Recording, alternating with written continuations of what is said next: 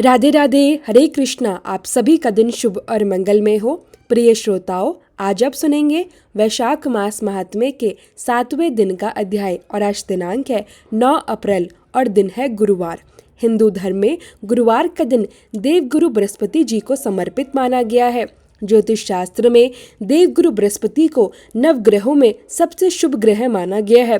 ज्ञान, बुद्धि, विवेक, धर्म और सदाचार के स्वामी ग्रह बृहस्पति मनुष्य के जीवन में सुख, समृद्धि, वैभव और शुभता लेकर आते हैं। देवगुरु बृहस्पति को देवताओं का गुरु कहा गया है। उन्हीं की कृपा और प्रताप से यज्ञ, हवन, पूजन और वैदिक अनुष्ठान पूर्ण माने जाते हैं। तो प्रिय श्रोताओं, जब देवगुरु बृहस्पति जी की ऐसी अद्भुत महिमा है तो आइए आज के इस पावन अध्याय का शुभारंभ करते हैं देवगुरु बृहस्पति जी की दिव्य कथा से। आप सभी इस कथा को पूरा अवश्य सुनिएगा, क्योंकि यह कथा केवल एक धार्मिक प्रसंग नहीं बल्कि गुरु कृपा, श्रद्धा, धर्म, दान और जीवन के सच्चे सुख का सुंदर संदेश भी देती है। पुराणों में बृहस्पति देव को महर्षि अंगिरा का पुत्र बताया गया है। ऐसी मान्यता है कि जब महर्षि अंगिरा की पत्नी को बहुत समय तक कोई संतान नहीं हुई, तब उन्होंने भगवान ब्रह्मा जी से प्रार्थना की। तब ब्रह्मा जी ने उन्हें एक विशेष व्रत बताया जिसे पुंसवन व्रत कहा जाता है। इसके बाद महर्षि अंगिरा की पत्नी ने इस व्रत की संपूर्ण विधि और महिमा श्री सनत कुमारों से जानकर पूरे नियम, श्रद्धा और भक्ति के साथ पुंसवन व्रत को पूर्ण किया। उस व्रत के पूर्ण प्रताप से उन्हें एक अत्यंत तेजस्वी, दिव्य, ज्ञानवान और प्रभावशाली संतान की प्राप्ति हुई, जिन्हें आगे चलकर बृहस्पति के नाम से जाना गया। नवग्रहों में श्रेष्ठ बृहस्पति केवल एक ग्रह ही नहीं है, बल्कि वे देवताओं के गुरु, धर्म के संरक्षक, वाणी के अधिष्ठाता और शुभ फल देने वाले दिव्य आचार्य भी हैं। ब्रह्मा जी के मानस पुत्र महर्षि अंगिरा के 3 पुत्र हुए, बृहस्पति, उतथ्य और सर्वत्र। उनमें बृहस्पति सबसे ज्येष्ठ अर्थात सबसे बड़े हैं। बृहस्पति देव अत्यंत सत्व गुणों से युक्त, मधुर वाणी वाले, बुद्धिमान, ज्ञान स्वरूप, विवेकशील और महान परोपकारी है। बृहस्पति देव अपने एक रूप से देव पुरोहित के रूप में इंद्र सभा और ब्रह्मा सभा में विराजमान रहते हैं और दूसरे रूप से ग्रह के रूप में प्रतिष्ठित होकर नक्षत्र मंडल में स्थित रहते हैं। बृहस्पति देव के देवताओं के गुरु बनने के पीछे एक अत्यंत सुंदर और दिव्य कथा स्कंद पुराण में वर्णित है, जिसके अनुसार एक समय देवगुरु बृहस्पति ने काशी में एक शिवलिंग की स्थापना की और वहां अत्यंत कठोर, घोर और महान तपस्या आरंभ की। वे पूरी श्रद्धा, नियम और एकाग्रता के साथ भगवान महादेव का ध्यान करते हुए तप में लीन हुए। तपस्या करते करते 10,000 वर्ष बीत गए। तब उनकी कठोर तपस्या से प्रसन्न होकर महादेव उसी शिवलिंग से प्रकट हुए। भगवान शिव ने प्रकट होकर बृहस्पति जी से कहा, मैं तुम्हारी तपस्या से अत्यंत प्रसन्न हूँ। हे तपस्वी, तुम अपना अभीष्ट वर मांगो। अपने सामने अत्यंत प्रकाशवान, तेजोमय, दिव्य आभा से युक्त करुणामय भगवान शिव को देखकर बृहस्पति जी भाव विभोर हो गए। वे हाथ जोड़कर महादेव की स्तुति करने लगे। हे जगन्नाथ, आप त्रिगुणातीत हैं, जरा और मरण से रहित हैं, तीनों लोकों में व्यापक हैं, भक्तों का उद्धार करने वाले हैं और शरणागतों पर कृपा बरसाने वाले हैं। आपके दर्शन मात्र से ही मैं कृतार्थ हो गया हूँ। मेरी समस्त कामनाएं पूर्ण हो गई हैं। अब मुझे कुछ भी प्राप्त करना शेष नहीं रह गया। बृहस्पति जी की ऐसी विनम्र, भक्तिपूर्ण और हृदय स्पर्शी स्तुति सुनकर महादेव और भी अधिक प्रसन्न हो गए। तब भगवान शिव ने बृहस्पति जी को अनेक दिव्य वरदान प्रदान किए। महादेव ने कहा, हे अंगिरस, तुमने अत्यंत बृहत अर्थात महान तप किया है, इसलिए तुम इंद्र आदि देवताओं के पालक, देवताओं के आचार्य और ग्रहों में सर्वाधिक पूज्य हो जाओगे। तुम्हारा नाम बृहस्पति होगा। फिर महादेव ने आगे कहा, हे ग्रहाधीश, तुम महान वक्ता हो, अत्यंत विद्वान हो, वाणी और ज्ञान के स्वामी हो, इसलिए तुम्हारा नाम वाचस्पति भी होगा। भगवान शिव ने आगे यह भी कहा, जो भी प्राणी तुम्हारे द्वारा स्थापित इस बृहस्पतिश्वर लिंग की श्रद्धा से आराधना करेगा और तुम्हारे द्वारा की गई इस स्तुति का पाठ करेगा, उसे मनवांचित फल की प्राप्ति होगी। उसके जीवन में ग्रह जनित बाधाएं शांत होगी और कोई भी ग्रह दोष उसे अधिक पीड़ा नहीं देगा। इतना कहकर भगवान महादेव ने सभी देवताओं को वहां बुलाया और सबके समक्ष बृहस्पति जी को देवाचार्य तथा देव गुरु के पद पर प्रतिष्ठित कर दिया। यही कारण है कि गुरुवार का दिन बृहस्पति ग्रह गुरु तत्व, ज्ञान, धर्म, दान, सदाचार और शुभता, इन सब का संबंध देव गुरु बृहस्पति से जोड़ा जाता है। अब सुनते हैं बृहस्पतिवार व्रत की पौराणिक कथा। प्राचीन समय की बात है। भारतवर्ष में एक राजा राज्य करता था। वह राजा अत्यंत प्रतापी, धर्मात्मा, दयालु, उदार और महानदानी था। वह नित्य प्रति मंदिर में जाकर भगवान के दर्शन करता था। वह ब्राह्मणों, साधु संतों और गुरुओं की बड़ी श्रद्धा से सेवा किया करता था। उसके द्वार से कोई भी याचक, भिक्षुक या जरूरतमंद कभी भी निराश होकर वापस नहीं लौटता था। वह प्रत्येक गुरुवार को व्रत रखता, पूजन करता और पूरी श्रद्धा से देवगुरु बृहस्पति का स्मरण करता था। वह प्रतिदिन गरीबों, असहायों और जरूरतमंदों की सहायता करता था। राजा का जीवन धर्म, दया, दान, सेवा और भक्ति से परिपूर्ण था। लेकिन उसकी ये सारी अच्छी बातें उसकी रानी को बिल्कुल भी नहीं पसंद थी। रानी का स्वभाव राजा से बिल्कुल विपरीत था। वह ना तो कोई व्रत करती थी, ना ही किसी को एक भी पैसा दान में देती थी और ऊपर से राजा को भी ऐसा करने से मना किया करती थी। उसे लगता था कि दान, पुण्य, सेवा, भक्ति और व्रत उपवास में धन का व्यय करना व्यर्थ है। एक समय की बात है, राजा किसी दिन शिकार खेलने वन को चले गए। महल में उस समय केवल रानी और उसकी दासी ही थी। उसी समय देवगुरु बृहस्पति एक साधु का रूप धारण करके राजा के द्वार पर भिक्षा मांगने आ गए। साधु रूप में आए बृहस्पति देव ने रानी से विनम्रता से भिक्षा मांगी। तब रानी ने अत्यंत कठोर और अप्रसन्न भाव से कहा, हे साधु महाराज, मैं इस दान और पुण्य से तंग आ गई हूँ। इस काम के लिए तो मेरे प्रतिदेव ही बहुत हैं। अब आप ऐसी कृपा कीजिए कि हमारा सारा धन नष्ट हो जाए और मैं आराम से रह सकूं। रानी की ऐसी विचित्र और दुर्भाग्यपूर्ण बात सुनकर साधु रूपी बृहस्पति देव ने कहा, हे देवी, तुम बड़ी विचित्र बात कह रही हो। संतान और धन से कोई दुखी नहीं होता, इसे तो सभी चाहते हैं। साधु रूपी बृहस्पति देव रानी की बात सुनकर आश्चर्यचकित हुए, क्योंकि संसार में अधिकांश लोग धन, संतान, सुख, वैभव और समृद्धि की कामना करते हैं। लेकिन यहाँ तो रानी स्वयं कह रही थी कि उसका धन नष्ट हो जाए। यह केवल धन से विरक्ति नहीं थी, बल्कि धर्म से अरुचि, दान से विरोध और पुण्य कर्मों से दूरी का संकेत था। रानी को ऐसा लगता था कि दान देने से धन कम हो जाता है, व्रत करने से कष्ट बढ़ता है और साधु संतों की सेवा से कोई लाभ नहीं होता। उसे यह समझ ही नहीं थी कि धन का वास्तविक सौंदर्य दान में है, राजसत्ता का वास्तविक वैभव सेवा में है और जीवन का वास्तविक सुख धर्म में है। राजा जहाँ गुरु, ब्राह्मण, देव और दरिद्र नारायण की सेवा में आनंद पाता था, वही रानी सिर्फ बाहरी सुख और आराम चाहती थी। यही कारण है कि जब देवगुरु बृहस्पति स्वयं उसके द्वार पर आए, तब भी वह उनके स्वरूप को पहचान न सकी। पापी भी पुत्र और धन की इच्छा करता है। यदि तुम्हारे पास अधिक धन है तो भूखे मनुष्यों को भोजन कराओ, प्याऊ लगवाओ, ब्राह्मणों को दान दो, धर्मशालाएं बनवाओ, कुआं, तालाब, बावड़ी, बाग और बगीचे आदि का निर्माण कराओ तथा निर्धनों की कुंवारी कन्याओं का विवाह कराओ और यज्ञ आदि पुण्य कार्य करो। इस प्रकार के शुभ कर्मों से आपके कुल का और आपका नाम परलोक में भी सार्थक होगा और आपको स्वर्ग की प्राप्ति होगी। लेकिन रानी साधु की इन बातों से तनिक भी प्रसन्न नहीं हुई। उसने कहा, हे साधु महाराज, मुझे ऐसे धन की बिल्कुल भी आवश्यकता नहीं जिसे मैं दूसरों को दान दूं या जिसे रखने और संभालने में ही मेरा सारा समय नष्ट हो जाए।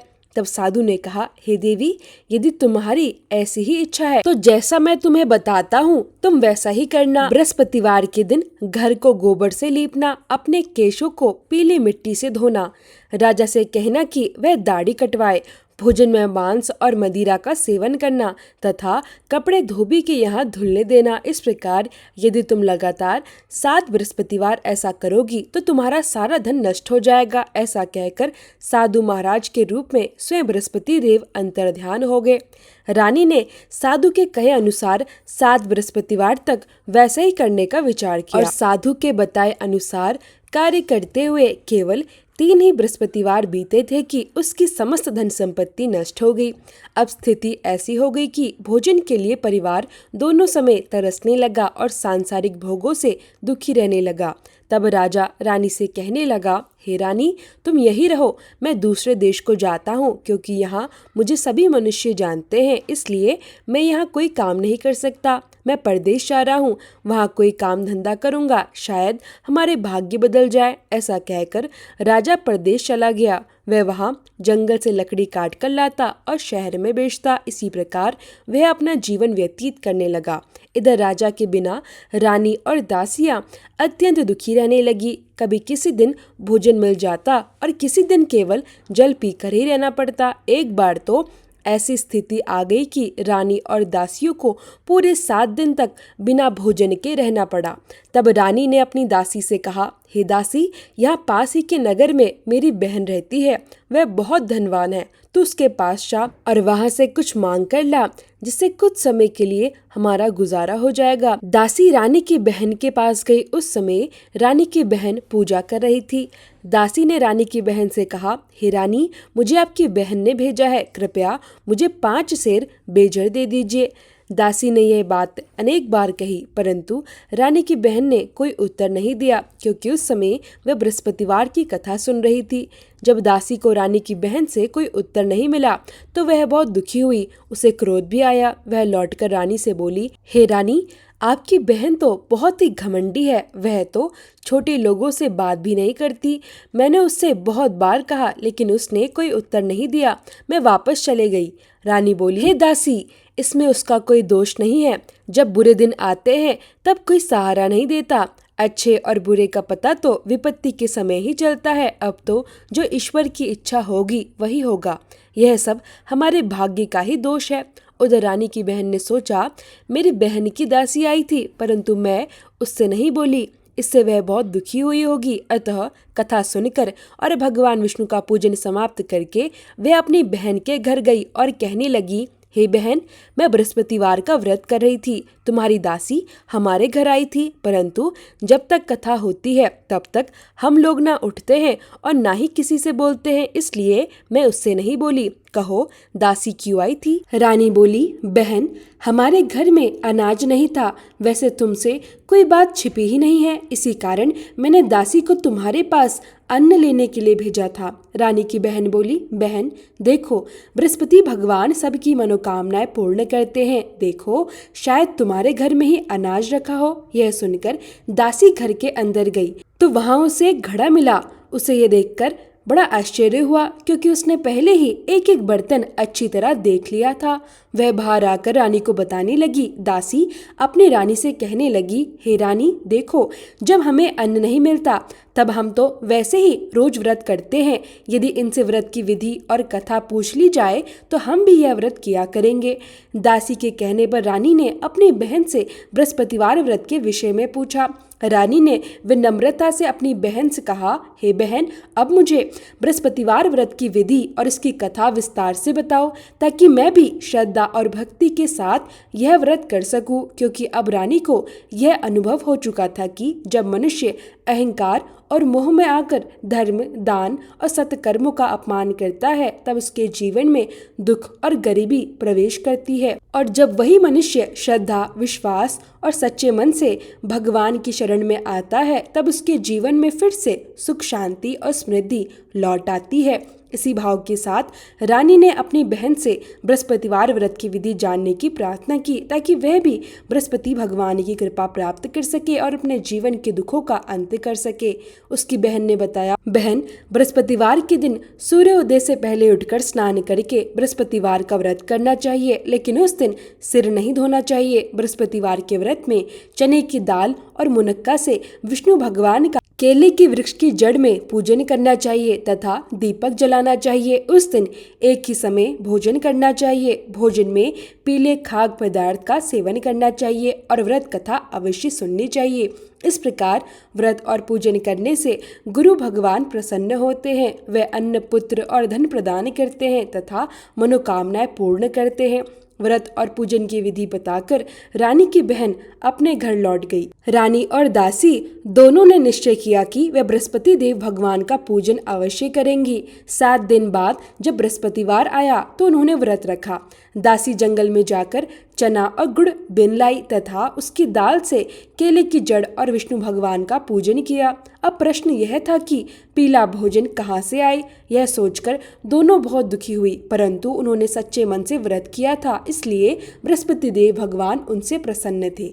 एक साधारण व्यक्ति के रूप में वे 2 थालों में सुंदर पीला भोजन लेकर आए और दासी को देकर बोले, हे दासी, यह भोजन तुम्हारे और रानी के लिए है, तुम दोनों इसे ग्रहण कर लेना। दासी भोजन पाकर बहुत प्रसन्न हुई और रानी से बोली, रानी जी आइए भोजन कर लीजिए। रानी को भोजन आने के बारे में कुछ भी नहीं पता था, इसलिए वह दासी से बोली, जाओ तू ही भोजन कर, क्यों व्यर्थ में हमारी हंसी उड़ाती है। तब दासी विनम्रता से बोली, रानी एक व्यक्ति भोजन दे गया है। तब रानी कहने लगी, वह भोजन तेरे लिए ही देकर गया है, तू ही भोजन कर।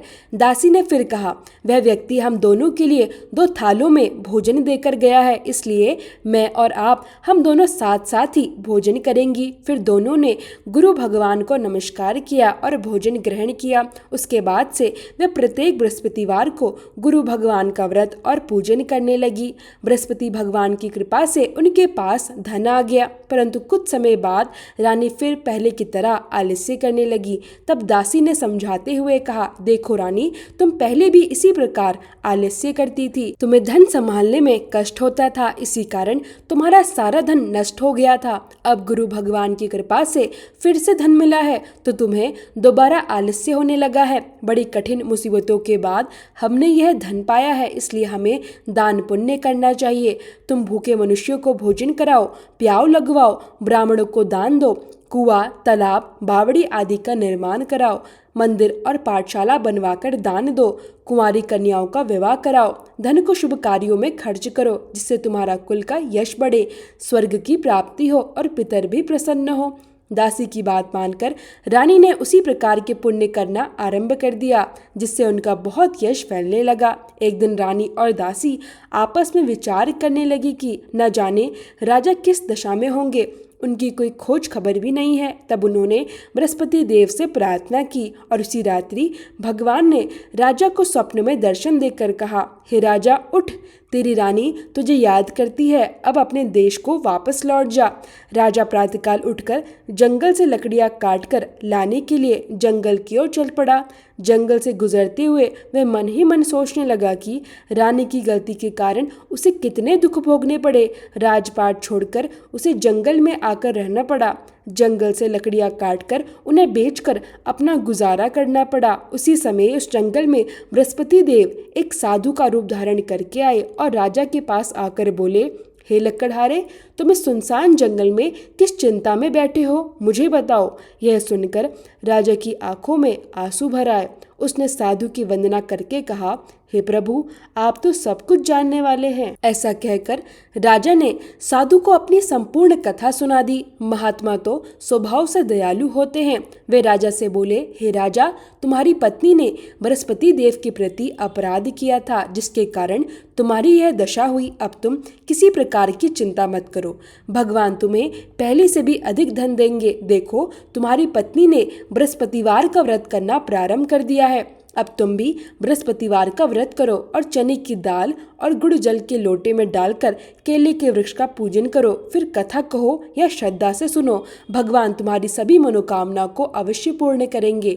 साधु को प्रसन्न देखकर राजा विनम्र भाव से बोला, हे प्रभु, मुझे लकड़ी बेचकर इतना धन नहीं मिल पाता कि भोजन करने के बाद कुछ बचा सकूं, और मैंने रात्रि में अपनी रानी को बहुत व्याकुल अवस्था में देखा है। मेरे पास ऐसा कोई साधन भी नहीं है जिससे मैं उसका समाचार जान सकूं। फिर मैं बृहस्पति देव की कथा कैसे कहूं, मुझे तो इसके विषय में कुछ भी ज्ञात नहीं है। यह सुनकर साधु ने बड़े ही शांत और कृपालु स्वर में कहा, हे राजा, तुम किसी भी प्रकार की चिंता मत करो। बृहस्पतिवार के दिन तुम प्रतिदिन की भांति लकड़ियां लेकर नगर में जाओ। तुम्हें आज की अपेक्षा 2 गुना धन प्राप्त होगा।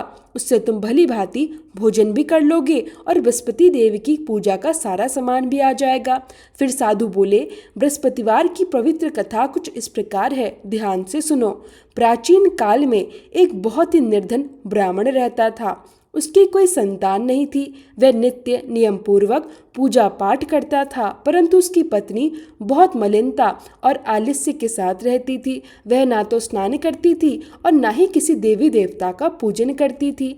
प्रातःकाल उठते ही वह सबसे पहले भोजन कर लेती थी और उसके बाद अन्य कार्य करती थी। इस कारण ब्राह्मण देवता बहुत दुखी रहा करते थे। वे अपनी पत्नी को बार बार बहुत समझाते, लेकिन कोई परिणाम नहीं मिलता। कुछ समय बाद भगवान की कृपा से ब्राह्मण की पत्नी के यहाँ एक कन्या उत्पन्न हुई। वह कन्या धीरे धीरे अपने पिता के घर में बड़ी होने लगी। वह बालिका अत्यंत संस्कारी, पवित्र और धर्मपरायण थी। वह प्रतिदिन प्रातःकाल उठकर स्नान करती, फिर भगवान विष्णु का जप करती। बचपन से ही वह गुरुवार का व्रत भी करने लगी थी। पूजा पाठ समाप्त करने के बाद जब वह पाठशाला जाती तो अपनी मुट्ठी में थोड़ा सा जौ भर कर ले जाती।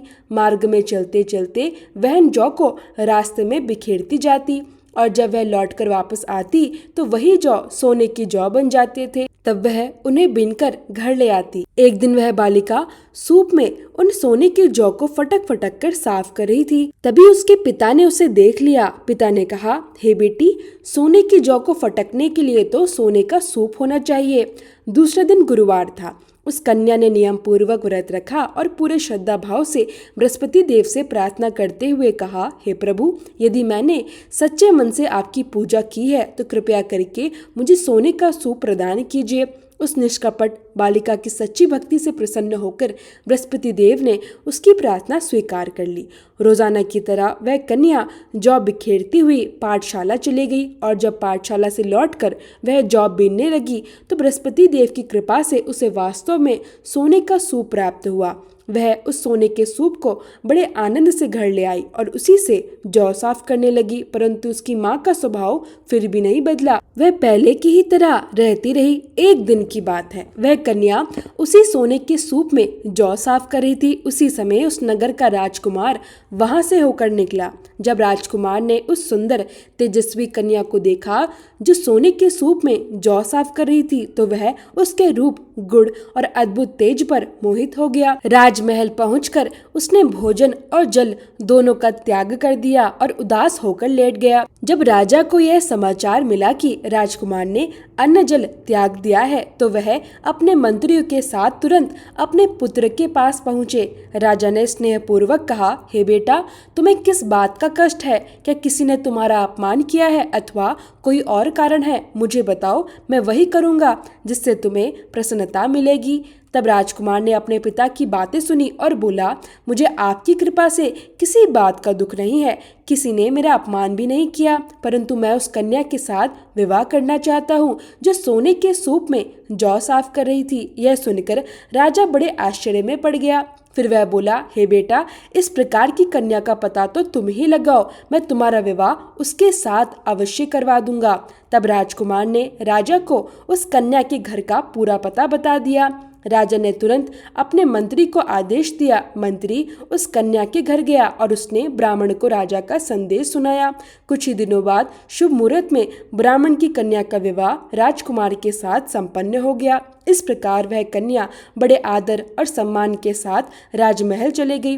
लेकिन जैसे ही वह कन्या अपने घर से विदा होकर गई, उसी क्षण से उस ब्राह्मण देवता के घर में फिर से पहले जैसी गरीबी का वास हो गया। अब तो उनके घर की स्थिति इतनी दयनीय हो गई कि भोजन के लिए भी अन्न भी बड़ी कठिनाई से मिलने लगा। समय बीतता गया। एक दिन अत्यंत दुखी होकर वह ब्राह्मण अपनी पुत्री से मिलने राजमहल पहुंचा। जब पुत्री ने अपने पिता की दुखी, कमजोर और चिंतित अवस्था देखी तो उसने बड़े प्रेम से उनका स्वागत किया और फिर अपनी माता का समाचार पूछा। तब ब्राह्मण देवता ने घर की सारी दशा, गरीबी, अभाव और कष्ट की पूरी कथा अपनी पुत्री को सुना दी। यह सुनकर कन्या का हृदय द्रवित हो उठा। उसने अपने पिता को बहुत सारा धन देकर आदर पूर्वक विदा किया। इस प्रकार कुछ समय तक ब्राह्मण का जीवन फिर से सुखपूर्वक बीतने लगा, लेकिन कुछ ही दिनों बाद धीरे धीरे वह सारा धन समाप्त हो गया और फिर से उनके घर में वही पुरानी गरीबी और अभाव लौट आया। जब घर की स्थिति फिर से अत्यंत खराब हो गई तब ब्राह्मण देवता एक बार फिर अपनी पुत्री के यहाँ पहुँचे। उन्होंने अपनी पुत्री से पुनः सब हाल कह सुनाया कि जो धन वह पहले देकर भेज चुकी थी वह भी अब समाप्त हो गया है और घर में पहले की तरह दुख, अभाव और गरीबी का वातावरण छा गया है। तब वह बुद्धिमती और धर्मनिष्ठ पुत्री बड़े शांत स्वर में बोली, हे पिताजी, अब आप माताजी को यहाँ ले आइए। मैं उन्हें वह पवित्र विधि बता दूंगी जिससे यह गरीबी सदा के लिए दूर हो जाएगी।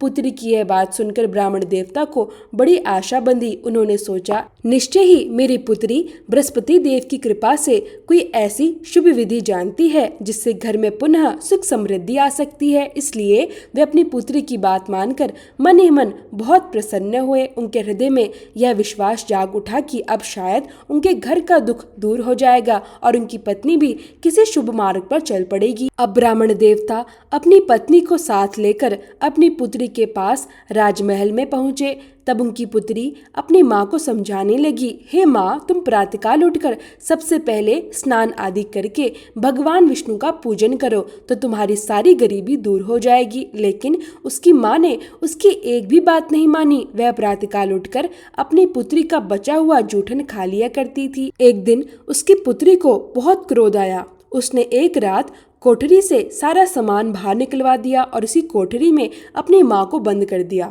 फिर प्रातःकाल उसे कोठरी से बाहर निकाला, स्नान आदि करवाया और विधि विधान से पूजा पाठ करवाया। तब उसकी माँ की बुद्धि ठीक हो गई। इसके बाद वह नियम पूर्वक पूजा पाठ करने लगी और प्रत्येक गुरुवार को व्रत करने लगी। इस व्रत के पुण्य प्रभाव से उसकी माँ भी बहुत धनवान हो गई और बृहस्पति देवता के प्रभाव से स्वर्ग को चले गई। वह ब्राह्मण भी सुखपूर्वक इस लोक के समस्त सुखों का भोग करके अंत में स्वर्गलोक को प्राप्त हुए। इस प्रकार यह कहानी कहकर साधु महाराज वहां से अंतर ध्यान हो गए। धीरे धीरे समय बीतता गया और फिर गुरुवार का दिन आया।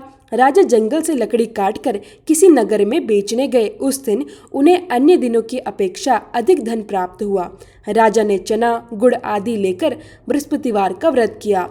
उस दिन से उसके सभी कलेश दूर होने लगे। परंतु जब अगला गुरुवार आया तो वह बृहस्पतिवार का व्रत करना भूल गया। इस कारण बृहस्पति भगवान उससे नाराज हो गए। उसी दिन उस नगर के राजा ने एक विशाल यज्ञ का आयोजन किया और अपने समस्त राज्य में घोषणा करवा दी कि कोई भी मनुष्य अपने घर में भोजन न बनाए और आग भी न जलाए। समस्त जनता मेरे यहाँ भोजन करने आए। इस आज्ञा को जो नहीं मानेगा उसे फांसी की सजा दे दी जाएगी।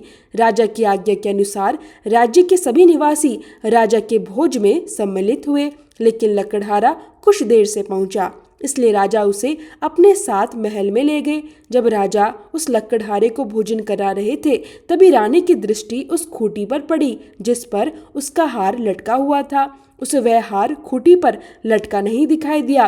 रानी को निश्चय हो गया कि मेरा हार इसी लकड़हारे ने चुरा लिया है। उसी समय उसने सैनिकों को बुलाया और उस लकड़हारे को कैद खाने में डलवा दिया। जब वह लकड़हारा कारागार में बंद कर दिया गया तब वह बहुत दुखी होकर विचार करने लगा कि न जाने कौन से पूर्व जन्म के कर्मों के कारण मुझे यह दुख प्राप्त हुआ है। और तभी उसे वही साधु याद आने लगे जो जंगल में मिले थे। तुरंत ही बृहस्पति देव साधु के रूप में प्रकट हो गए। उन्होंने उसकी दयनीय दशा देखकर कहा, अरे मूर्ख, तूने बृहस्पति देवता की कथा नहीं की, इसी कारण तुझे यह दुख प्राप्त हुआ है। अब तू चिंता मत कर।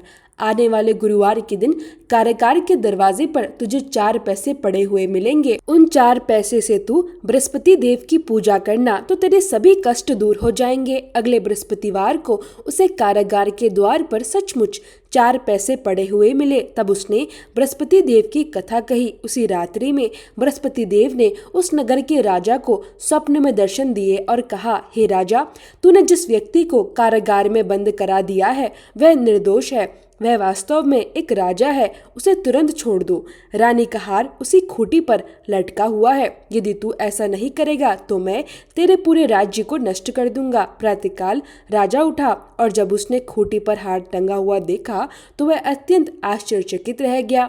उसने तुरंत लकड़हारे को बुलवाया, उससे क्षमा मांगी और राजा की योग्य सुंदर वस्त्र तथा आभूषण भेंट करके उसे आदर सहित विदा कर दिया। गुरुदेव की आज्ञा के अनुसार वह राजा अब अपने नगर की ओर चल पड़ा। जब राजा अपने नगर के निकट पहुंचा तो उसे बड़ा ही आश्चर्य हुआ। उसने देखा कि नगर में पहले से कहीं अधिक सुंदर बाग बगीचे, तालाब, कुएं, धर्मशालाएं और मंदिर आदि बने हुए हैं। राजा ने आश्चर्य से पूछा, यह सब बाग और धर्मशालाएं किसने बनवाई हैं? तब नगर के सभी लोगों ने कहा, महाराज, यह सब आपकी रानी और दासी द्वारा बनवाया गया है। यह सुनकर राजा को बहुत आश्चर्य हुआ और उसके मन में क्रोध भी उत्पन्न हुआ। उधर जब रानी ने यह समाचार सुना कि राजा वापस आ रहे हैं तो उसने अपनी दासी से कहा, हे दासी, देख, राजा हमें कितनी बुरी अवस्था में छोड़कर गए थे। यदि वह हमारी वही पुरानी हालात देखकर लौट गए तो बहुत अनर्थ हो जाएगा, इसलिए तू दरवाजे पर खड़ी हो जा। रानी की आज्ञा के अनुसार दासी दरवाजे पर खड़ी हो गई। जब राजा महल में पहुंचे तो दासी उन्हें आदर पूर्वक अपने साथ महल के भीतर ले आई। तब राजा ने क्रोध में अपनी तलवार निकाल ली और रानी से पूछने लगा, बताओ, तुम्हें यह सारा धन कैसे प्राप्त हुआ है? तब रानी ने हाथ जोड़कर विनम्रता से कहा, महाराज, हमें यह सारा धन बृहस्पति देव के व्रत के प्रभाव से प्राप्त हुआ है। यह सुनकर राजा ने निश्चय किया और कहा, 7 दिन में एक बार तो सभी लोग बृहस्पति देव का पूजन करते हैं, परंतु मैं तो प्रतिदिन दिन में 3 बार बृहस्पति देव की कथा कहा करूंगा और प्रतिदिन व्रत भी किया करूंगा। अब हर समय राजा के दुपट्टे में चने की दाल बंधी रहती थी और दिन में 3 बार वह श्रद्धा और भक्ति से बृहस्पति देव की कथा कहता था। एक दिन राजा ने विचार किया कि चलो अपनी बहन के यहाँ आवे। इस प्रकार का निश्चय करके राजा घोड़े पर सवार हुआ और अपनी बहन के यहाँ जाने के लिए चल पड़ा। रास्ते में उसने देखा कि कुछ आदमी एक मुर्दे को लिए जा रहे हैं। राजा ने उन्हें रोककर कहा, अरे भाइयों, मेरी बृहस्पतिवार की कथा सुन लो। यह सुनकर वह लोग बोले, लो, हमारा तो आदमी मर गया है और इसको अपनी कथा की पड़ी है। परंतु उनमें से कुछ आदमी बोले, अच्छा, कहो, हम तुम्हारी कथा भी सुनेंगे। तब राजा ने दाल निकाली और बृहस्पतिवार की कथा कहनी शुरू कर दी। जब कथा आधी हुई तो वह मुर्दा हिलने लगा और जब कथा पूरी समाप्त हुई तो वह मनुष्य राम राम कहकर खड़ा हो गया। यह अद्भुत चमत्कार देखकर सब लोग आश्चर्यचकित रह गए। इसके बाद राजा आगे बढ़ा। चलते चलते उसे शाम हो गई। आगे मार्ग में उसे किसान खेत में हल चलाता हुआ मिला। राजा ने उससे कहा, अरे भैया, तुम मेरी बृहस्पतिवार की कथा सुन लो। किसान बोला, जब तक मैं तेरी कथा सुनूंगा तब तक 4 हरैया जोत लूंगा। जा, अपनी कथा किसी और को सुनाना। राजा आगे चलने लगा। जैसे ही राजा वहां से हटा वैसे ही बैल पछाड़ खाकर गिर गए और किसान के पेट में बहुत जोर से दर्द होने लगा। उसी समय किसान की माँ रोटी लेकर आई। उसने जब यह सब देखा तो अपने पुत्र से सारा हाल पूछा। बेटे ने सब कुछ बता दिया। यह सुनते ही बुढ़िया दौड़ी दौड़ी उस घुड़सवार के पास गई और उससे बोली, मैं तेरी कथा सुनूंगी, तू अपनी कथा मेरे खेत पर ही चलकर कहना। तब राजा लौटकर बुढ़िया के खेत पर गया और वहां जाकर कथा कही। जैसे ही कथा समाप्त हुई वैसे ही बैल तुरंत खड़े हो गए और किसान के पेट का दर्द भी बंद हो गया। अब राजा अपनी बहन के घर पहुंच गया। बहन ने अपने भाई की खूब मेहमानी की। दूसरे दिन प्रातःकाल जब राजा जगा तो उसने देखा कि सब लोग भोजन कर रहे हैं। तब राजा ने अपनी बहन से पूछा, क्या यहाँ ऐसा कोई मनुष्य है जिसने अभी तक भोजन न किया हो, जो मेरी बृहस्पतिवार की कथा सुन ले? तब बहन बोली, हे भैया, यह देश ऐसा ही है। पहले यहाँ के लोग भोजन करते हैं, बाद में अन्य कोई काम करते हैं। अगर पड़ोस में कोई हो तो मैं देख कर आती हूँ। ऐसा कहकर बहन देखने चली गई, परंतु उसे कोई भी ऐसा व्यक्ति नहीं मिला जिसने अभी तक भोजन न किया हो। फिर वह एक कुम्हार के घर गई जिसका लड़का बीमार था। उसे पता चला कि उसके यहाँ 3 दिन से किसी ने भोजन नहीं किया है। तब रानी ने अपनी भाई की कथा सुनने के लिए कुम्हार से कहा तो वह तैयार हो गया। तब राजा वहां गया और उसने बृहस्पतिवार की कथा कही। कथा सुनते ही उसका लड़का ठीक हो गया।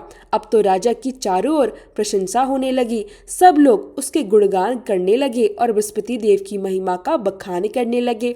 एक दिन राजा ने अपनी बहन से कहा, हे बहन, अब मैं अपने घर को जाऊंगा, तुम भी तैयार हो जाओ। तब राजा की बहन ने अपनी सास से अपने भाई के साथ जाने की आज्ञा मांगी। सास बोली, चली जा, परंतु अपने लड़कों को साथ मत लेकर जाना, क्योंकि तेरे भाई की कोई संतान नहीं है। यह सुनकर बहन ने अपने भाई से कहा, हे भैया, मैं तो साथ चलूंगी, परंतु कोई बालक नहीं जाएगा। तब राजा ने कहा, जब कोई बालक नहीं चलेगा तब तुम भी जाकर क्या करोगी? यह सुनकर बहन भी मन ही मन बहुत दुखी हो गई और इस प्रकार राजा दुखी मन से अपने नगर को लौट आया। राजा ने अपनी रानी से कहा, हम निसंतान हैं, इसलिए हमारे घर आना कोई पसंद नहीं करता, हम निर्वंशी राजा हैं। ऐसा कहकर वह बिना भोजन आदि किए ही शैया पर लेट गया। तब रानी बोली, हे प्रभु, बृहस्पति देव ने हमें इतना सब कुछ दिया है, वे हमें संतान भी अवश्य देंगे। उसी रात बृहस्पति देव ने राजा को स्वप्न में दर्शन दिए और कहा, हे राजा, उठ, सभी सोच त्याग दे, तेरी रानी गर्भ से है। राजा को यह जानकर बड़ी प्रसन्नता हुई, उसका हृदय आनंद से भर गया। 9वें महीने रानी के गर्भ से एक सुंदर पुत्र पैदा हुआ। जब राजा की बहन ने यह शुभ समाचार सुना तो वह बहुत प्रसन्न हुई और बधाई लेकर अपने भाई के यहाँ आई। तभी रानी ने कहा, घोड़ा चढ़कर तो नहीं आई, गधा चढ़ी आई है। तब राजा की बहन बोली, भाई, मैं इस प्रकार ना कहती तो तुम्हें संतान कैसे मिलती? बृहस्पति देव ऐसे ही है, जिसके मन में जो कामनाएं रहती हैं वह सभी को पूर्ण करते हैं। जो सद्भावना पूर्वक बृहस्पतिवार का व्रत करता है और कथा पढ़ता अथवा सुनता है और दूसरों को भी सुनाता है, बृहस्पति देव उसकी सभी मनोकामनाएं पूर्ण करते हैं। बृहस्पति देव उनकी सदैव रक्षा करते हैं। जो संसार में सद्भावना से और सच्चे मन से बृहस्पति देव का पूजन करते हैं, उनकी सभी मनोकामनाएं उसी प्रकार पूर्ण होती है जैसे रानी और राजा ने बृहस्पति देव की कथा का गुणगान किया और उनकी सभी इच्छाएं बृहस्पति देव ने पूर्ण की। प्रेम से मिलकर बोलिए, बृहस्पति देव की जय। यह थी आज की कथा। अब सुनिए आज का अध्याय। मिथिलापति ने पूछा, हे ब्राह्मण, इस वैशाख मास में कौन कौन सी तिथियां पुण्यदायिनी है, कृपया बताइए। तब श्रुतदेव जी बोले, जब सूर्य मेष राशि में स्थित होते हैं तब वैशाख मास की सभी 300 तिथियां पुण्यदायिनी हो जाती हैं। एकादशी में किया हुआ पुण्य कोटि गुना फलदायी होता है। उसमें स्नान, दान, तपस्या, होम, देव पूजा, पुण्य कर्म और कथा का श्रवण किया जाए तो वह तत्काल मुक्ति देने वाला हो जाता है। जो मनुष्य रोग आदि से ग्रस्त हो और गरीबी से पीड़ित हो, वह भी इस पुण्यमयी कथा को सुनकर धन्य हो जाता है। वैशाख मास वास्तव में मन से, श्रद्धा से और प्रेम पूर्वक पालन करने योग्य है, क्योंकि यह समय उत्तम गुणों से युक्त, अत्यंत पवित्र और फलदायी माना गया है। चाहे कोई दरिद्र हो या धनी, पंगु हो या अंधा, नपुंसक हो या विधवा, साधारण स्त्री हो या पुरुष, बालक हो, युवा हो, वृद्ध हो या फिर रोग से पीड़ित मनुष्य ही क्यों ना हो, वैशाख मास का धर्म सभी के लिए अत्यंत सुख देने वाला, पुण्य प्रदान करने वाला और कल्याणकारी है। परम पूर्णिमय वैशाख मास में जब सूर्य मेष राशि में स्थित हो तब पापनाशिनी अमावस्या का पुण्य कोटि गुना फल देने वाला हो जाता है। हे राजन, जब पृथ्वी पर राजश्री सावर्णी का शासन था, उस समय 30वें कलयुग के अंत में सभी धर्मों का लोप हो चुका था। उसी समय अनर्थ देश में धर्मवर्ण नाम से विख्यात एक महान ब्राह्मण निवास करते थे। हे मुनिवर, धर्मवर्ण ने उसी कलयुग में किसी समय महात्मा मुनियों के सत्रयाग में सम्मिलित होने के लिए पुष्कर क्षेत्र की यात्रा की। वहां उन्होंने कुछ व्रतधारी महर्षियों को कलयुग की महिमा और प्रशंसा करते हुए इस प्रकार कहते सुना कि सतयुग में भगवान विष्णु को संतुष्ट करने वाला जो पुण्य 1 वर्ष में प्राप्त होता है, वही त्रेता युग में 1 मास में और द्वापर युग में 15 दिनों में प्राप्त हो जाता है। लेकिन कलयुग में तो भगवान विष्णु का केवल स्मरण कर लेने मात्र से ही उसमें भी 10 गुना अधिक पुण्य प्राप्त हो जाता है। कलयुग में बहुत थोड़ा सा पुण्य भी कोटि गुना फलदायी हो जाता है। जो मनुष्य एक बार भी भगवान का नाम लेकर दयादान करता है या दुर्भिक्ष अर्थात अकाल के समय अन्नदान करता है, वह निश्चय ही उधर्व लोक को प्राप्त होता है। यह अद्भुत वचन सुनकर देवऋषि नारद हंसते हुए मानो उन्मत्त के समान आनंद से नृत्य करने लगे। सभा में उपस्थित सभासदों ने विनम्रता से पूछा, हे नारद जी, यह कैसी अद्भुत बात है। आप इतने प्रसन्न होकर क्यों नृत्य कर रहे हैं। तब बुद्धिमान देवर्षि नारद ने हंसते हुए उन सभी को उत्तर दिया, नारायण नारायण, आप लोगों का कहना पूर्णतः सत्य है। इसमें तनिक भी संदेह नहीं कि कलयुग में सर्वल्प कर्म से भी महान पुण्य की प्राप्ति होती है और कलेशों का नाश करने वाले भगवान केशव तो केवल स्मरण मात्र से ही प्रसन्न हो जाते हैं।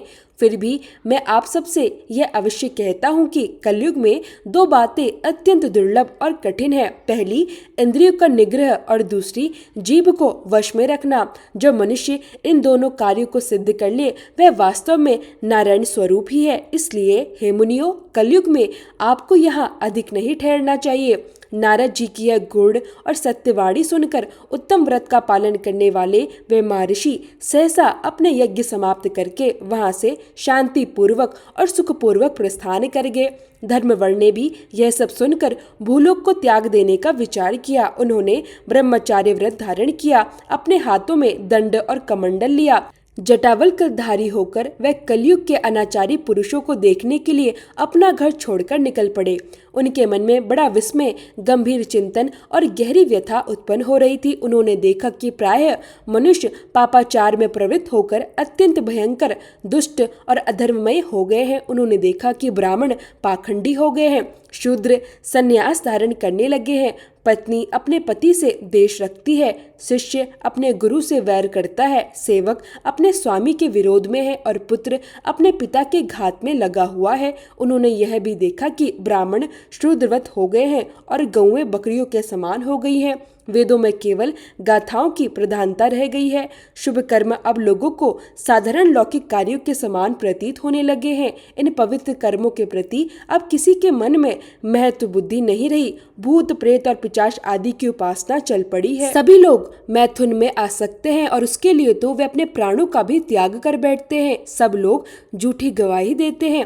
मन में सदा छल, कपट, स्वार्थ और कुटिलता भरी रहती है। कलयुग में प्रायः लोगों के मन में कुछ और, वाणी में कुछ और कर्मों में कुछ और ही देखा जाता है। यह देखकर धर्मवर्ण मुनि अत्यंत आश्चर्यचकित, दुखी और चिंतित हो उठे। उन्होंने आगे देखा कि सबकी विद्या भी किसी न किसी स्वार्थ के लिए ही रह गई है और उसका सम्मान भी केवल राजभवनों में ही होता है। संगीत आदि कलात्मक विद्याएं भी अब केवल राजाओं को प्रिय है। कलयुग में अधर्म मनुष्य पूजे जाते हैं और श्रेष्ठ सज्जन तथा सत्पुरुषों की अवहेलना की जाती है। कलयुग में वेदों के विद्वान ब्राह्मण भी दरिद्र हो जाते हैं। लोगों में प्रायः भगवान की भक्ति नहीं रह जाती। पुण्य क्षेत्रों में भी पाखंड अधिक बढ़ जाता है। शूद्र लोग जटाधारी तपस्वी बनकर धर्म की व्याख्या करने लगते हैं। सभी मनुष्य अल्प आयु, दयाहीन और शठ हो जाते हैं। कलयुग में प्रायः सभी स्वयं को धर्म का व्याख्याता मानने लगते हैं। दूसरों से कुछ लेने में ही उन्हें मानो उत्सव दिखाई देता है। वे अपनी पूजा कराना चाहते हैं और व्यर्थ ही दूसरों की निंदा करने में लगे रहते हैं। और जब वे अपने घर आते हैं तो सभी लोग अपने स्वामी के दोषों की चर्चा करने में ही तत्पर रहते हैं। यही है कलयुग का वह विचित्र और दुखद स्वरूप जिसे देखकर धर्मवर्ण मुनि के हृदय में गहरा वैराग्य, आश्चर्य और धर्म के प्रति और भी अधिक दृढ़ता उत्पन्न हुई। उन्होंने अपने नेत्रों से देखा कि जहाँ सत्य का स्थान होना चाहिए वहाँ कपट है, जहाँ भक्ति का प्रकाश होना चाहिए वहाँ पाखंड है, जहाँ गुरु शिष्य परंपरा का आदर होना चाहिए वहाँ वैर है, जहाँ पारिवारिक प्रेम होना चाहिए वहाँ देश है, जहाँ धर्म का आचरण होना चाहिए वहाँ केवल दिखावा रह गया है। ऐसे भयंकर समय में भी जो मनुष्य भगवान विष्णु का स्मरण, दान, व्रत, पुण्य कर्म और विशेष रूप से वैशाख मास के धर्म का पालन करता है वही वास्तव में इस कलयुग के अंधकार में प्रकाश स्वरूप बनता है। इसलिए हे राजन, वैशाख मास का महात्म्य अत्यंत अद्भुत, पापों का नाश करने वाला, दरिद्रता दूर करने वाला, रोगों को शांत करने वाला और भगवत कृपा दिलाने वाला माना गया है। जो श्रद्धा से स्नान, दान, तप, होम, देव पूजा, पुण्य कर्म और कथा श्रवण करता है वह निश्चय ही महान पुण्य, शुभ फल और अंतः मुक्ति का अधिकारी बनता है। कलयुग में लोग साधु संतों को पहचान ही नहीं पाते। वे सच्चे महात्माओं का सम्मान नहीं करते बल्कि पापियों को ही बहुत अधिक आदर देते हैं। दुराग्रही लोग इतने अधिक हठी और जिद्दी हो जाते हैं कि यदि किसी साधु पुरुष में एक छोटा सा दोष भी दिखाई दे जाए तो उसका ढिंडोरा पीट पीट कर चारों ओर प्रचार करते हैं और दूसरी ओर पाप आत्मा लोगों के असंख्य दोषों को भी गुण बताकर उनका गुणगान करते फिरते हैं। कलयुग में गुणहीन मनुष्य दूसरों के गुणों को देख ही नहीं पाते, वे केवल दोषों को ही ग्रहण करते हैं। जैसे जल में रहने वाली जोक प्राणियों का रक्त पीती है, जल नहीं पीती, उसी प्रकार जोक के स्वभाव से युक्त होकर मनुष्य भी दूसरों का रक्त चूसने जैसे विहार करने लगते हैं। औषधियाँ शक्तिहीन हो जाती हैं, ऋतुओं का क्रम बिगड़ जाता है, समय पर वर्षा नहीं होती, ऋतुओं में उलटफेर हो जाता है और सभी राष्ट्रों में अकाल पड़ने लगता है। कन्या योग्य समय पर संतानोत्पत्ति नहीं करती। लोग नटों और नर्तकों की विद्याओं से विशेष प्रेम करने लगते हैं। जो लोग वेद और वेदांत की विद्याओं में तत्पर होते हैं, जो अत्यंत गुणवान और विद्वान होते हैं, उन्हें अज्ञानी मनुष्य सेवक की दृष्टि से देखने लगते हैं। वे सबके सब आचरण से भ्रष्ट हो जाते हैं। कलयुग में प्रायः लोग श्राद्ध कर्म का भी त्याग कर देते हैं। वे वैदिक कर्मों को छोड़ बैठते हैं। प्रायः उनकी जीभ पर भगवान विष्णु का नाम ही नहीं आता। लोग श्रृंगार रस में ही अधिक आनंद का अनुभव करते हैं और उसी के गीत गाते रहते हैं। कलयुग के मनुष्यों में न तो भगवान विष्णु की सेवा देखने को मिलती है, न कहीं शास्त्रों की चर्चा होती है, न कहीं यज्ञ की दीक्षा दिखाई देती है, न विचार का लेश मात्र रह जाता है, न तीर्थ यात्रा का भाव होता है और न ही दान धर्म करते हुए लोग दिखाई देते हैं। यह कितने आश्चर्य की बात है। ऐसी स्थिति को देखकर धर्मवर्ण को बड़ा भय हुआ।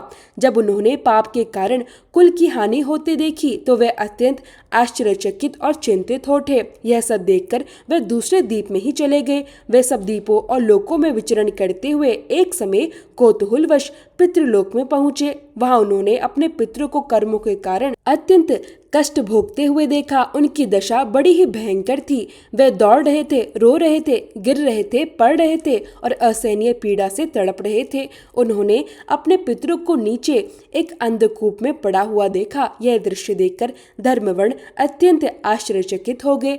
दयालु स्वभाव वाले धर्मवर्ण ने करुणा से भरकर उनसे पूछा, आप लोग कौन हैं? किस दुस्तर कर्म के प्रभाव से आप इस अंधकूप में पड़े हुए हैं?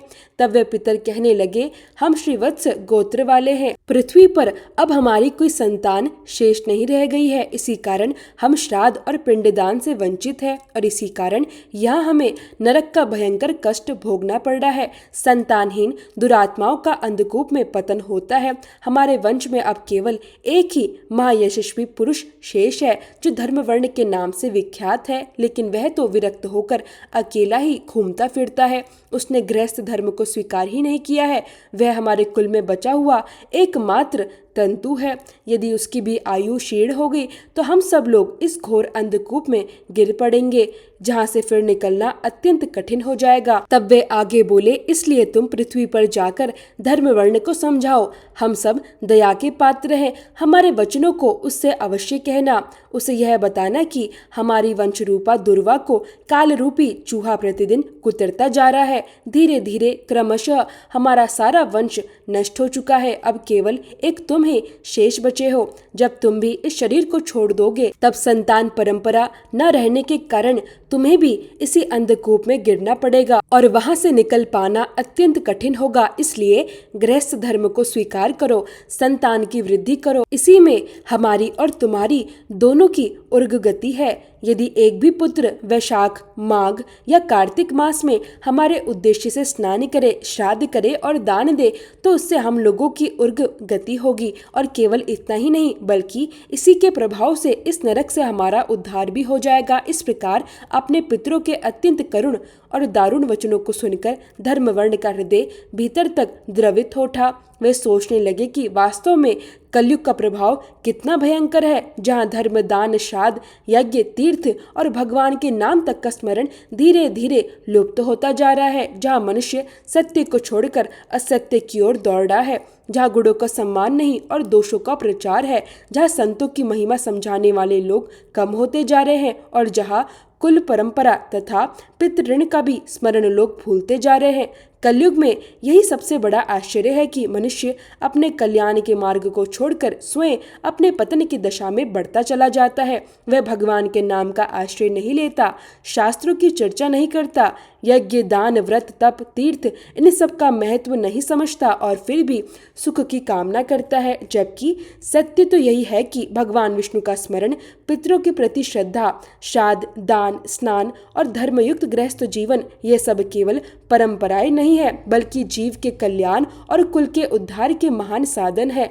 पितरों ने धर्मवर्ण को यही संदेश दिया कि हे धर्मवर्ण, अब भी समय है, तुम अपने जीवन को केवल वैराग्य में ना बिताओ। यदि तुम गृहस्थ धर्म को स्वीकार करोगे, संतान उत्पत्ति होगी और वह संतान वैशाख माघ कार्तिक जैसे पूर्णिमा महीनों में हमारे निमित्त स्नान श्राद्ध और दान करेगी, तो न केवल हमारा उद्धार होगा बल्कि तुम्हारा भी उर्ग गति सुनिश्चित होगी। इस प्रकार पितरों ने धर्मवर्ण को समझाया कि वंश की रक्षा, पितरों का तर्पण, श्राद्ध दान और धर्म इनका त्याग कभी नहीं करना चाहिए, क्योंकि जहाँ धर्म जीवित रहता है वहीं कुल जीवित रहता है, जहाँ कुल जीवित रहता है वहीं पितरों की तृप्ति बनी रहती है, और जहाँ पितर तृप्त होते हैं वही देवता प्रसन्न होते हैं, वही भगवान की कृपा बनी रहती है और वही जीवन की सच्ची उन्नति संभव होती है। अगर एक पुत्र भी भगवान विष्णु का भक्त बन जाए, एक भी एकादशी का व्रत रखने लगे या यदि एक भी मनुष्य की पापनाशक कथा श्रद्धा से सुन ले, तो उसकी 100 बीती हुई पीढ़ियों का भी और 100 आने वाली पीढ़ियों का उद्धार हो जाता है। वह पीढ़ियां पाप से ढकी होने पर भी नरक का दर्शन नहीं करती। तो सोचिए, दया और धर्म से रहित ऐसे बहुत से पुत्रों के जन्म से क्या लाभ, जो कुल में उत्पन्न होकर भी सर्वव्यापी भगवान नारायण की पूजा नहीं करते। इस प्रकार प्रिय मधुर और हितकारी वचनों द्वारा पितरों ने धर्मवर्ण को धर्म का सार समझाया और उसे विरक्तिपूर्ण ब्रह्मचार्य आश्रम से निकलकर गृहस्थ आश्रम में प्रवेश करने की सलाह दी। पितरों की यह बात सुनकर धर्मवर्ण बड़े आश्चर्यचकित हो गए। उन्होंने विनम्रता से हाथ जोड़कर कहा, मैं ही धर्मवर्ण नाम से विख्यात आपके वंश का वही दुराग्रही बालक हूँ। उन्होंने आगे कहा, यज्ञ में महात्मा नारद जी का यह वचन सुनकर कि कलयुग में प्रायः कोई भी रसनेन्द्रिय और शीशेंद्र को दृढ़ता पूर्वक संयम में नहीं रख पाता, मैं अत्यंत विचलित हो गया था। दुर्जनों की संगति से भयभीत होकर मैं अब तक दूसरे द्वीपों में ही घूमता रहा। इस कलयुग के 3 चरण बीत गए और अंतिम चरण में भी 3 भाग बीत चुके हैं।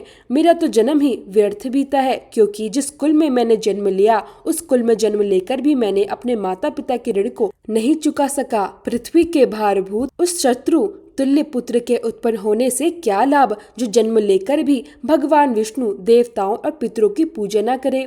फिर धर्मवर्ण ने अत्यंत विनम्रता से कहा, मैं आप लोगों की आज्ञा का अवश्य पालन करूंगा। कृपया करके यह बताइए कि पृथ्वी पर किस प्रकार रहकर मुझे कलयुग से और इस संसार से भी कोई बाधा प्राप्त न हो। धर्मवर्ण की यह विनम्र पश्चाताप भरी और धर्मयुक्त बात सुनकर पितरों के मन को कुछ आश्वासन मिला।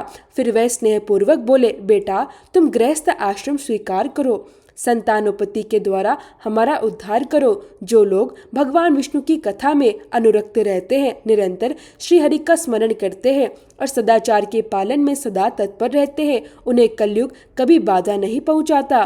पुत्र जिसके घर में शालिग्राम शिला हो या फिर महाभारत की पवित्र पुस्तक हो, उसे भी कलयुग बाधा नहीं दे सकता। जो वैशाख मास के धर्मों का पालन करता है, माघ स्नान में तत्पर रहता है और कार्तिक मास में दीपदान करता है, उसे भी कलयुग की बाधा प्राप्त नहीं होती। जो प्रतिदिन महात्मा भगवान विष्णु की पापनाशक और मोक्षदायिनी दिव्य कथा सुनता है, जिसके घर में बलि वैश्वदेव होता है, जहाँ शुभकारिणी तुलसी विराजमान रहती है और जिसके आंगन में उत्तम गौ रहती है, उसे भी कलयुग कभी बाधा नहीं देता।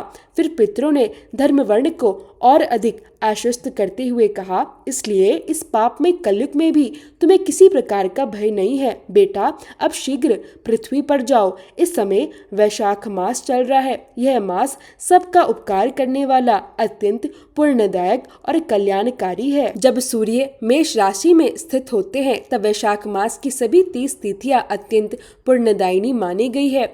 इनमें एक एक तिथि में किया गया पुण्य कोटि कोटि गुणा अधिक फल देने वाला होता है। उन सब में भी जो वैशाख की अमावस्या तिथि है वह मनुष्य को मोक्ष देने वाली, देवताओं और पितरों को अत्यंत प्रिय और शीघ्र मोक्ष प्रदान करने वाली मानी गई है। जो मनुष्य उस दिन पितरों के उद्देश्य से श्रद्धा पूर्वक श्राद्ध करते हैं, जल से भरा हुआ घड़ा दान करते हैं और विधि पूर्वक पिंडदान करते हैं, उन्हें अक्षय फल की प्राप्ति होती है। इसलिए हे महामते, तुम शीघ्र पृथ्वी पर जाओ और जब अमावस्या आए तुम कुंभ सहित श्राद्ध और पिंडदान अवश्य करो। सबका उपकार करने के लिए गृहस्थ धर्म का आश्रय लो। धर्म, अर्थ और काम से संतुष्ट होकर उत्तम संतान प्राप्त करो और फिर मुनिवृत्ति से रहते हुए सुखपूर्वक दीप दीपांतरों में विचरण करना। पितरों के इस प्रकार प्रेम पूर्ण, धर्ममय और हितकारी आदेश को सुनकर धर्मवर्ण मुनि बड़ी शीघ्रता से धरती लोक पर चले गए।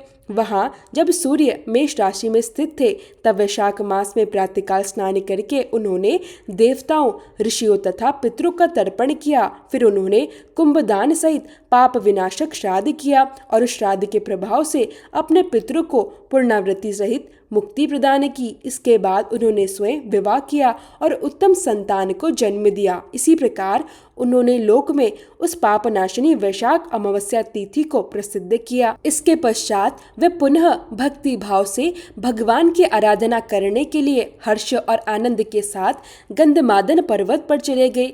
हरे कृष्णा। आज के अध्याय में बस इतना ही। इसके आगे की कथा आप सभी कल की वीडियो में जरूर सुनिएगा।